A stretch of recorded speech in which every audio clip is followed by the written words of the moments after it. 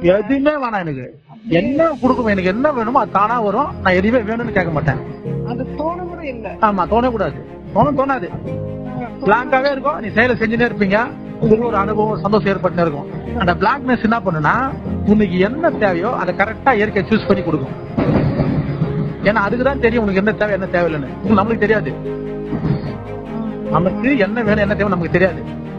சந்தோஷம் எது, துக்கம் எது, எது மகிழ்ச்சி நமக்கு தெரியாது. அதுக்கு இருந்து ஒப்படைக்கணும். நான் இது வரைக்கும் எதுவுமே கேட்க மாட்டேன். ஆமா, எது வேணும் அது வேணும் நிக்க மாட்டேன். ஏன் நிக்க கூடாதுன்னா, நான் உஷாரா இருக்கிறேன். நான் நின்றுட்டேன் அப்படின்னா சின்னதாயிடும். நிக்கலன்னா முழுசா எடுத்துட்டு வந்துருவேன்.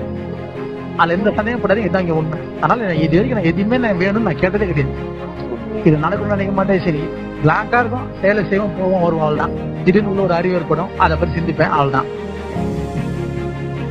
அப்படி இருக்கிறது மட்டும்தான் நம்மள முழுமையை காட்டும். வந்து நீ ஒண்ணு வேணும்னு நினைச்சிட்டா கூட